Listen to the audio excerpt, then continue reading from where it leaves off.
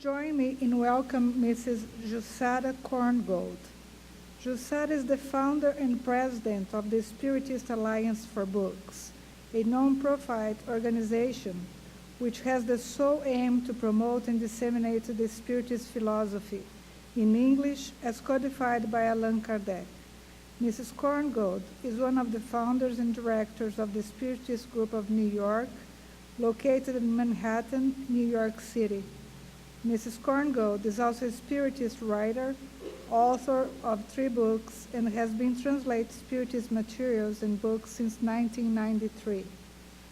She is currently the Vice President of the United States Spiritist Council. Mrs. Korngold has been working as a volunteer in the Office of Brazil Child Health in New York since its opening in 2000 as CEO. Today, we will have the pleasure and honor to listen to her talk entitled Forgive and Set Yourself Free. Welcome, Lisa.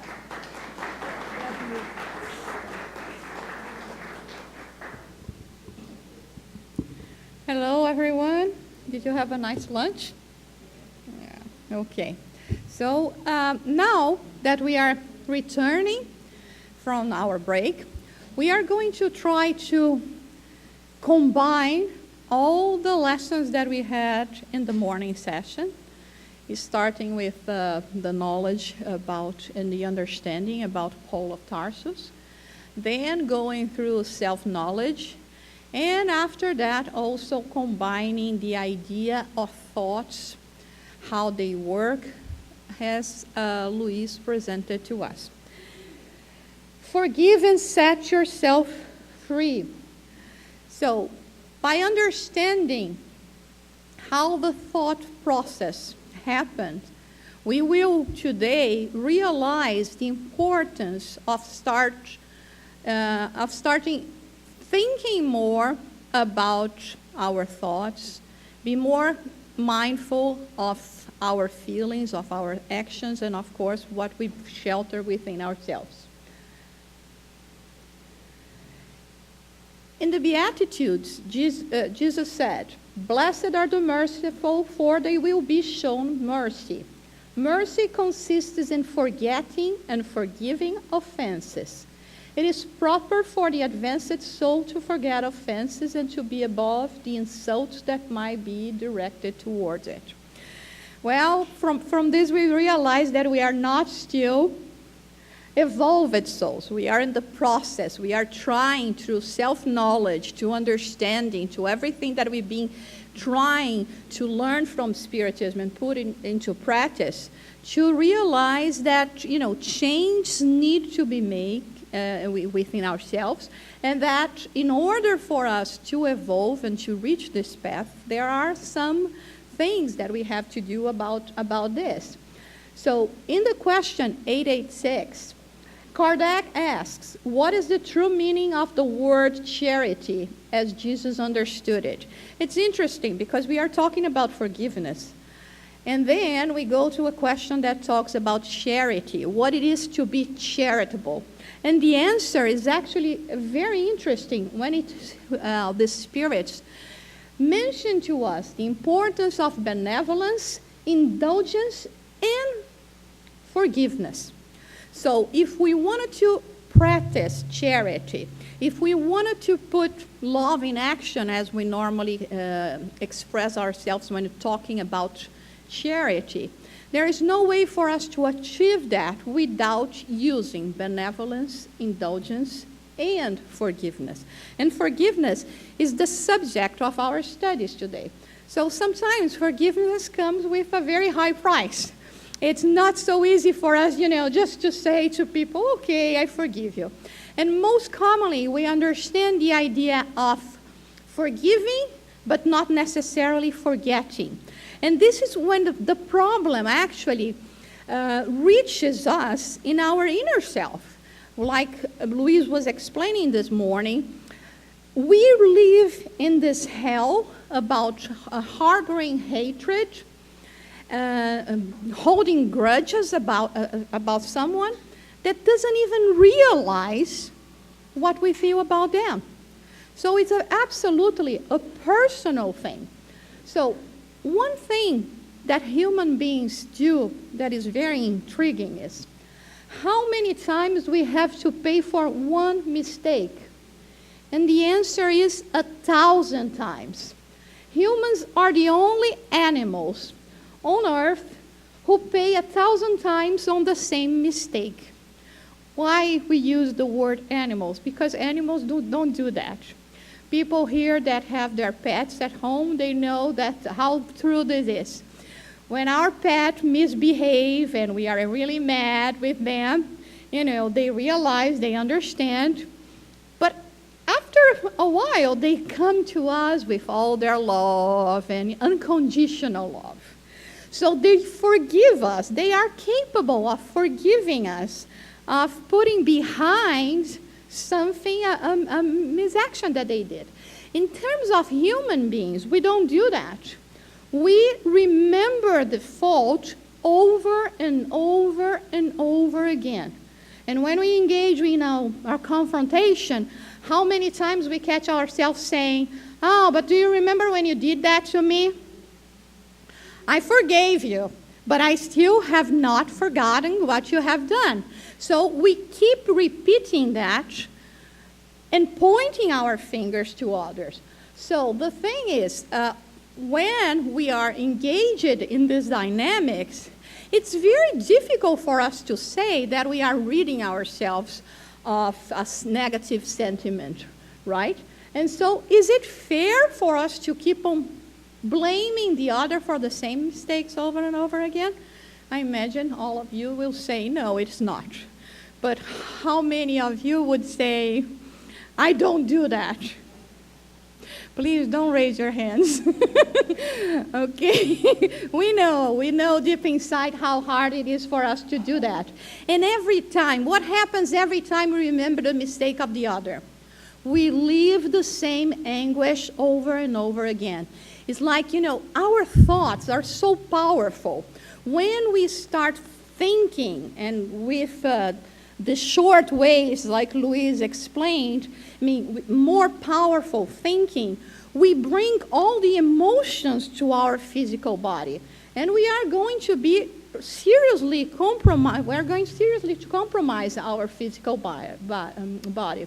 So it's very important to understand how important it is for us to remember and to start actually putting those mistakes behind. A human being, it's only your job to forgive, to love, to heal, and to grow, and of course to forgive always. Forgive 70 times 7. This is the teaching that we learned from Jesus.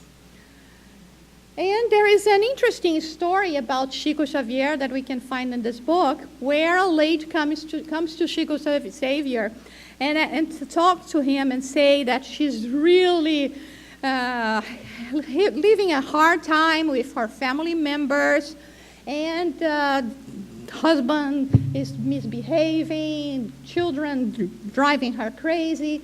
And then Chico reminds her the need to forgive 7 times 70. And she says, "Well, Chico, I already did that." And he replied to her, "Well, Emmanuel is by my side, and he's saying the following, that you have to forgive 70 times 7 for each mistake." So it goes with what we were saying before. How many times are we going to be blamed for the same mistake? Thousands of times. 70 times 70. So it's that the understanding that we have to have for us. So what are the physical aspects? What is when we have those negative feelings, those negative emotions, such as lack of the ability of forgiveness, holding grudge, how they impact our physical body? So we see here that to forgive is to set a prisoner free and discover the prisoner was you. Everything that Louise was explaining to us this morning. So we are the ones that are actually contaminating our physical body, our mind, our spirits, of course, but this is the part where we talk about physical, and not even realizing that, living the anguish for over and over again. So it would be very good if we could resort to a pill, Forgiven All. It's a pill that unfortunately is not yet available on the counter, not even with prescription, but it should be something that with Spiritism we should be able to do with ourselves, to try to put in practice that. So when we start holding grudges, we start affecting the command of our bodily selves. So we start affecting our health, and it's going to impact on us. When you feel hatred towards someone or you have that strong feeling, we immediately feel something in our stomach, we have a headache. So it's there, the signs are there, right? So Deepak Chopra, in his book, he explains about releasing toxic emotions. He also explains, Dr. Deepak Chopra, about the need for us to start dealing with any kind of what is called toxic emotions. Not necessarily the one that we are talking about now, forgiveness, but of forgiveness is a huge component in what we are doing negatively to our body. So he proposes some steps that we are not going to analyze here, but if you would like to go look at, you can look deeply at in his books. He proposed like 7 steps for us to start dealing with our emotions, and in particular with the need to learn how to forgive. So what is the most damage, who is the most damaged on holding toxic energy? And of course, it's always us. So there is a story that Chico Xavier said that when we want to do bad for others, when we want to harm others, we are actually giving others the copy and keeping the original with ourselves. So we are much more impacted by any kind of negative emotion that we may have than the one that we are actually trying to harm or to hurt. So it's very important to learn to let go of the toxic emotions. And the best way to understand forgiveness is to realize that to forgive and to ask for forgiveness is the best use of one's energy, and also one of the most important paths to self-healing. We are always very mindful about our physical situation, about how can we improve physically speaking, emotionally speaking, spiritually speaking. And this is a tremendous way, a tremendous tool that we have in our hands to do it. Why is it so hard? Sometimes, we know the theory, but sometimes it's very hard for us to realize, how can I do that? Of course, we had a very important topic here this morning when Eshan talked to us about self-knowledge, about perhaps using the apps for the 13 virtues and, start analyzing ourselves. St. Augustine actually, go to bed and think about how you can improve. And there is a saying that I think is very important for us, because when we are thinking about improving, we are not going to be comparing ourselves to others, because sometimes, depending with whom we are comparing ourselves to, it may be perhaps for this incarnation an unattainable goal. But the saying goes like this: you only have the obligation of being better than you were yesterday. So this is what we owe to ourselves, to be better today than we were yesterday. And if we keep on doing that, we will actually see the transformation. And why is it so hard? Because from previous incarnations, not having the understanding, the knowledge, the conscience of what we know today, we've been striving in error. So it's easier for us to go with this flow of the old self than to break free and to actually start putting an effort for our transformation. Dr. Everett Worthington also proposes a methodology, a way for us to work in the sense of forgiveness. And he proposes 5 steps that is called REACH. Let's say what he presents here. Let's see. REACH, recall the hurt. We have to be able to deal with the situation, to recall, to meditate about it, and to see how it really affects us. Empathize with the one who have committed the hurt. Many times, we are very eager, very fast in pointing our fingers to others' mistakes. But we never think why that person is acting the way it is. That's why in the Bible we also find an important teaching before saying anything against your neighbor. Put her sandals for a week, and then you come back and you are going to analyze. Sometimes, yes, people do hurt us, but they are living situations that perhaps if we were in their place, we would be acting very bad ourselves. So it's important to empathize with them. Altruistic gift. Offer the altruistic gift of forgiveness. If everything, we are remembering the anger, the hurt, we are empathizing with that, and now we go to a third stage that it is, what do I want to be? Do I want to be that person that will forever keep those negative emotions within myself, or am I going to liberate myself from that? Commit. Because, we can go easily in the first 3 steps, but without commitment, and commitment to whom? To ourselves. Without commitment, we will not be capable of doing that. And hold on to forgiveness. So that's why I thought it was really important, very interesting the way it presents here, because it's very much in the same flow that we want to work in terms of Spiritism. There is a very important and interesting move, in case you wanted to watch this move, that is called 5 Minutes of Heaven, where the main character, when he was young, he killed another young person because of war. It was in Ireland. And after a few years, he could not liberate himself from this negative emotion.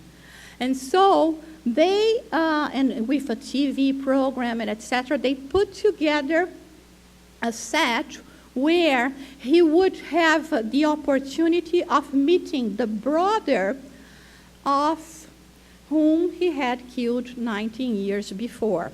And so the whole process is a process of actually working in the need of actually forgiving, of being forgiven, and how much it actually weighs also on the hearts, on the thoughts, on the emotions of those that have committed the hurt. Recently also had on the Kardec radio a very important show that showed to us that even here in the United States we have an Institute of Forgiveness, and you can access and listen to it again in the KardecRadio.com. So let's talk now a little bit about the spiritual aspects of forgiveness. I love this phrase. Am I not destroying my enemies when I make friends of them? When we think and meditate about the teachings of Jesus, when he says, love your enemies, understanding what we understand today with Spiritism, we see that this is much more important for us than actually just, a basic religious precept that we have to go through, or just because Jesus said that. Of course, at that time, we were so young, spiritually speaking, to be able to understand what actually encompasses the words of Jesus. But today, knowing about the aspects that link both the one that is the subject of hatred and the one that hatred the other, we understand the importance of liberating ourselves from any negative emotion, and specifically on how important it is for us to liberate ourselves from hatred. So in this picture here, we see the effect that someone that hates the other so much provokes in her physical constitution. So here, she is invisible to the living one, but is still not knowing of the spiritual presence around her. She still feels the negative impact, the wavelengths of hatred that reach her. And in this case, it's very intriguing also because she's actually incarnated. So we are not going to think about only discarnate situations, the discarnate or the incarnate. And it's what we learn in obsession, when we study obsession. So it's actually the thought. If the thought provenient from a spirit, a discarnate or an incarnate spirit, is a negative one, it's going to reach us. It is going to affect us. And when I enveloped myself in love, in forgiveness, in understanding, in benevolence, in indulgence, I will protect myself in a way that even if I have spirits, alive or dead, coming to me with that energy load that would actually provoke a lot of harm to my physical constitution, it's not going to reach us. We are actually vibrating in different levels. And little by little, if we are capable of doing that, we are going to be seeing this change. It's interesting because there was, at the beginning, not the beginning, but many years ago when I was working in a Spiritist center, still in Brazil, I used it to open the door for the people that would come to receive passes. That was my job at the time. I was really initiating. And I remember that it was week after week, there was this young lady that she would come, and I could see and feel so much bitterness in her heart. And, learning all of that, listening to lectures such as this one, I said, you know what, I'm going to do an experiment. And I decided to assume that lady as my case. Now she's going to be my case. And every week when she arrived and would having the passes, I would, from the door, which was not actually my assignment, but I would do that anyway, I would be enveloping her in love, and I would think about her heart and, breaking all that negativity, etc. And I mean, week after week, she would come and leaving like this. One day, I opened the door for her, and she was there, and she said, hello. I said, wow. She never said hello. She never had a smile on her face. I don't know if it was because of me, but I mean, in any case, of course not. I mean, but in any case, when we actually put our energy into love, into helping others, if we are patient enough, because, they also have to be patient with us. We don't change overnight. If we are patient enough, if we send this loving vibration, we will see the transformation. But it's easier for us just to say, oh, this person, it doesn't worth my time, or it's never going to change. This is not a concept that we emphasize or that we will talk about in Spiritism. We will talk about forgiveness and growing always. So Nelson Mandela once said, this is not a phrase of Nelson Mandela, resentment is like drinking poison and then hoping it will kill your enemies.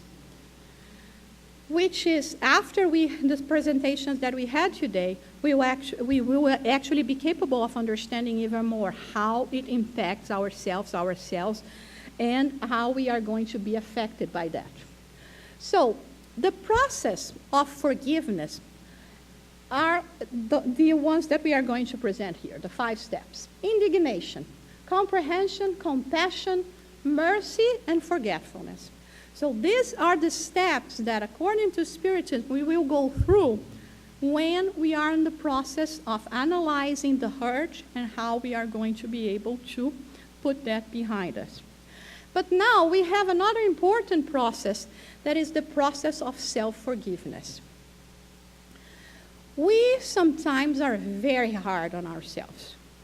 This morning, we were presented with an example that are going to be very important for us now to meditate about, which is the example of Paul of Tarsus. Can you imagine if after everything that Paul as Saul has done, and it was not like Haroldo presented, it was not easy stuff. It was really, really hard. He was the responsible for the first killing of a Christian, of a follower of Christ, which was Stephen. Then Jesus appeared to him. He realizes that he is wrong.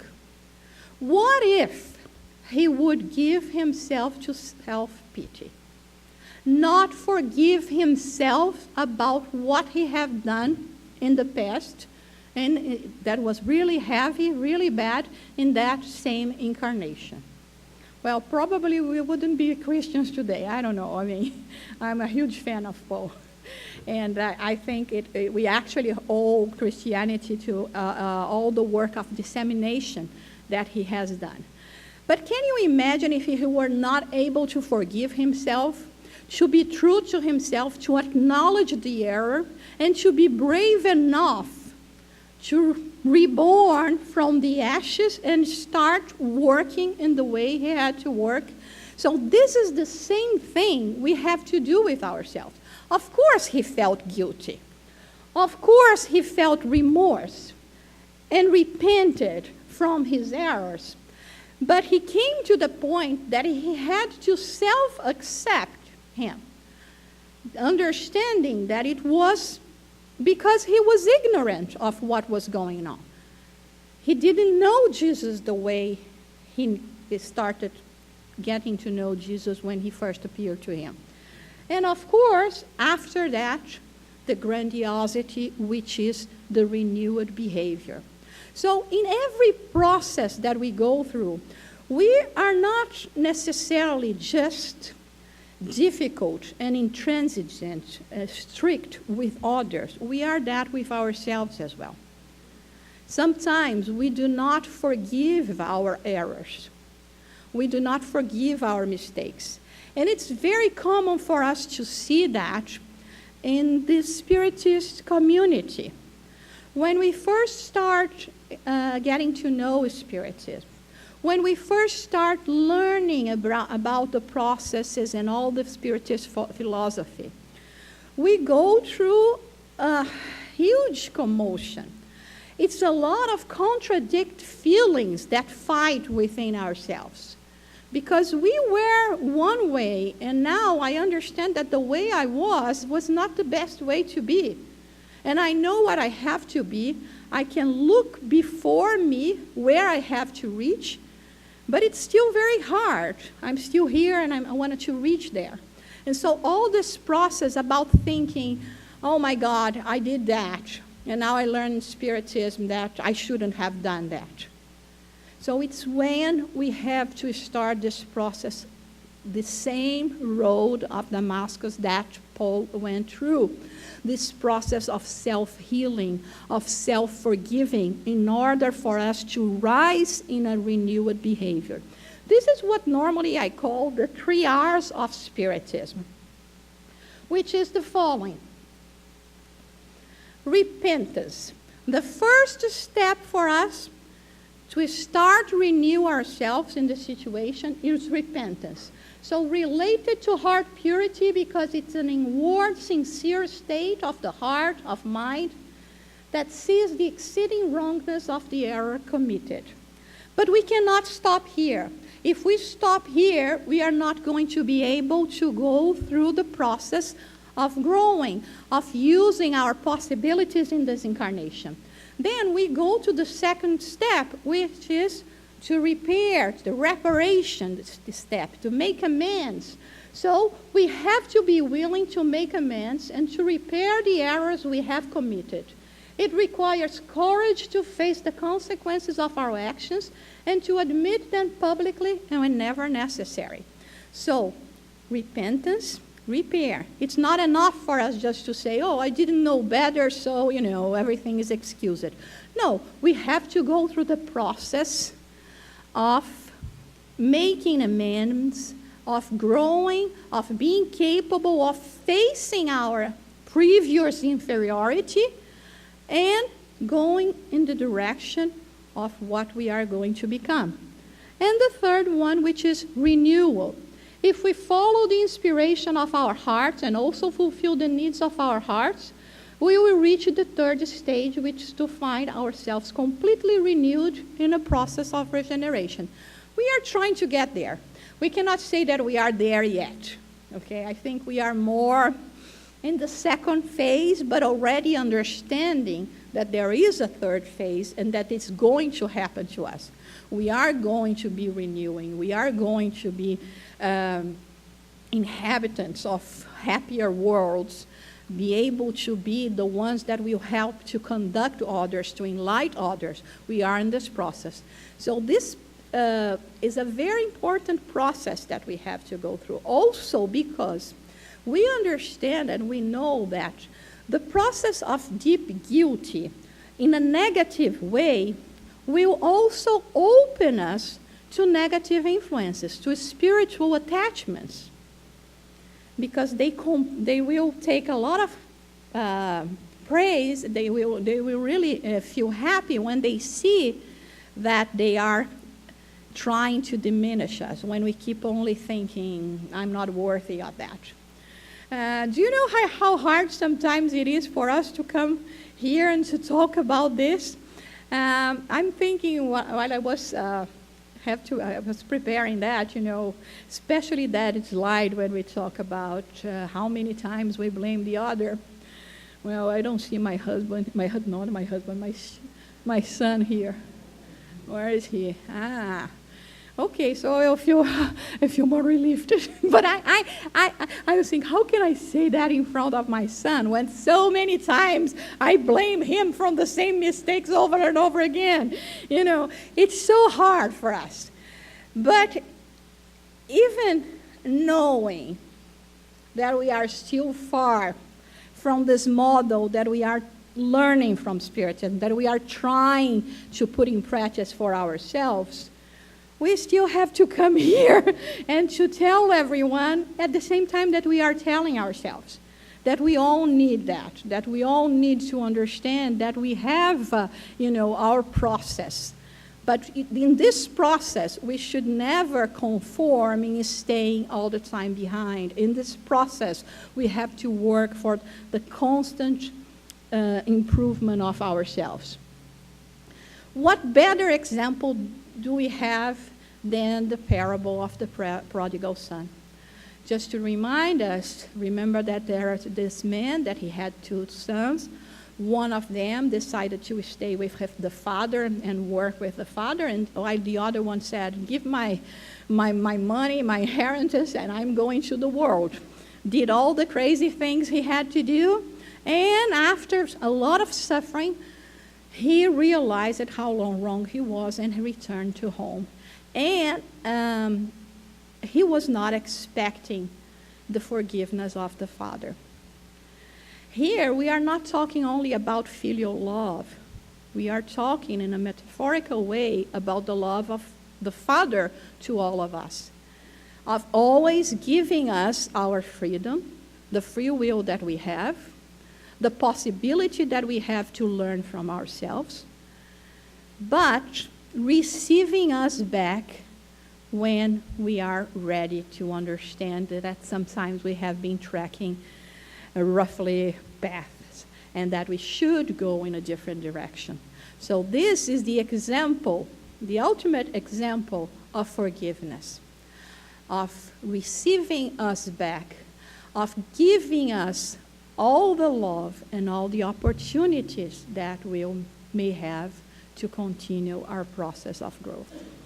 So it's another important aspect for us to realize that in spite of everything, and in spite of the so many misconducts, errors that we still commit in this incarnation, we are loved. We are loved by our Father in heaven. We are loved by all of those that occupy themselves with us. And we are always given the opportunity to do right this time. So when we think about all of that, and the mercy, blessed are the merciful, and the mercy that we receive from our Heavenly Creator, who could not try to follow the same example and extend that to our brothers and sisters? This is what we learn here. This is what forgiveness is all about. It's about us learning to make love grow within ourselves. We only are going to become pure spirits when we learn to have love, when we have true love for our brothers and sisters, when we learn that we are all brothers and sisters, children of the same God. And in this process, instead of criticizing, pointing our fingers, holding grudges, we are going to start, sending people that are in our way, that to make our way sometimes a little more challenging. We are going to be sending them this love, these vibrations, and help in the process of their changes as well.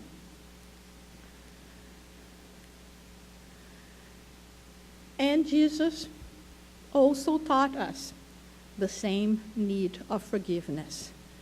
Father, forgive them because they do not know what they do. We are in the same situation. How many times we are because we do not know what we are doing.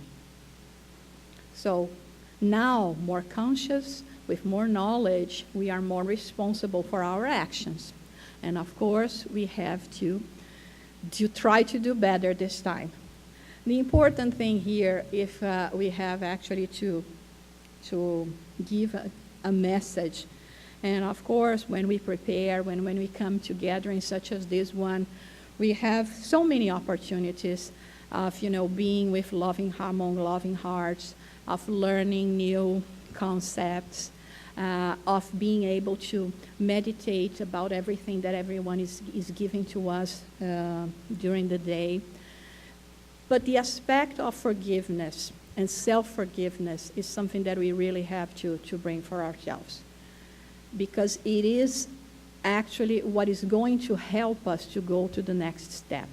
If we keep on lingering and holding grudges and holding negative emotions within ourselves, and above all, to not be able to forgive ourselves, it's going to be very difficult for us to break free with all of that and go after, in a productive way, to construct, to build what we were called for in this lifetime. So yes, we are going to acknowledge the failures that we have committed. Yes, we are going to try to make amendments, but yes, we are going to renew ourselves and to shine and to show this light and to show this love to each and every one. And to end our presentation, I'd like to show this slide as well. That is, forgiveness is the fragrance the violet sheds on the hill that has crushed it. It's beautiful, isn't it? Beautiful. I thought it was a very beautiful concept. So regardless of what people are doing to us, this should never be the motive for us to keep on hurting others. We should learn from nature what we should do.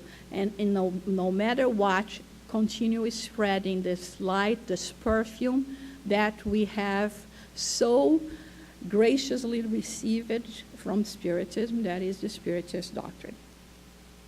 We will not be able to read the poem, and I thank you so much for this opportunity and Chicago for once more be able to be here with you.